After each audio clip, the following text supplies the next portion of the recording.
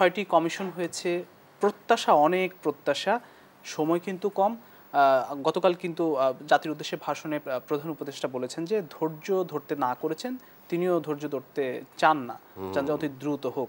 কি বলবেন? যে কথাটি বলছিলেন আপনি যে 6টি রূপরেখা দিয়েছে এবং 6টি সরকার কমিশন হয়েছে কমিশন সংস্কার। দিয়েছে। এখন এই 6 জনকে নিয়ে যারা যেভাবে উনি গঠন করেছেন, বাংলাদেশের ছাত্র, শ্রমিক, জনতা এবং বাংলাদেশের রাজনীতিবিদদের নিয়ে আলোচনা সাপেক্ষে এটা করেছেন। তারপরে উনি আগামী খুব তাড়াতাড়ি আলোচনা পরে হবে যখন তারা একটা রিপোর্ট আলোচনা দিবে, করবে, হ্যাঁ, এবং সংস্কার। তারা একটা রূপরেখা দিবে আর কি। এখন যে কথাটি আপনি বলছিলেন যে ধৈর্য ধরতে মানা করেছেন, আমি আমার জ্ঞানে বলি আর কি একটা কথা, যে ধরুন আজকে একটি নবজাতক শিশু যদি ভূমিষ্ঠ হয়, তাকে যদি আপনি টেনে হিচড়ে টান দিয়ে শৈশব, কৈশোর এবং যুবক করার চেষ্টা করেন, সেটা কিন্তু সম্ভব না।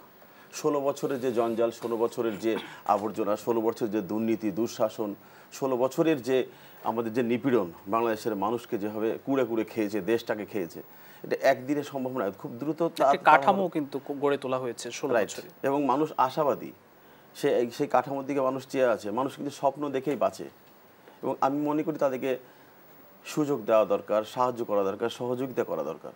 আমরা সকলে মিলে সুন্দর বাংলাদেশ বিনির্মাণ করব, এগিয়ে যাব আমরা বাংলাদেশকে সামনের দিকে, এটাই আমাদের স্বপ্ন।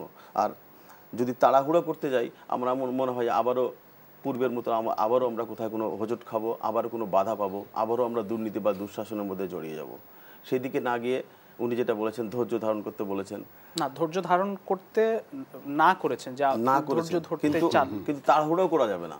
আমি যেটা বলতে চাচ্ছি যে তাড়াহুড়ো করা যাবে না, সকলে মিলে একসঙ্গে দেশ গড়ার কাজে কাঁধে কাঁধ মিলিয়ে কাজ করতে হবে।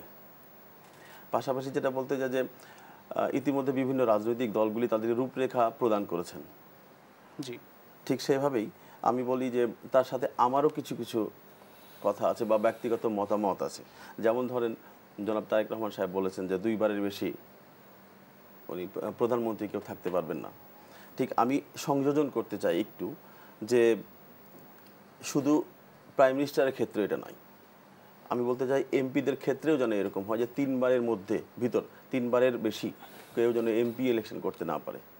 এই ধরনের আইন কি বাইরে কোথাও আছে, বহির্বিশ্বে কোথাও? সেটা এটা আগেই বলেছি, যেটা আমার ব্যক্তিগত অভিমত। জি, তার কারণ এটাকে আমরাকে ভবিষ্যৎ প্রজন্মকে সামনের দিকে এগিয়ে নিয়ে যেতে হবে।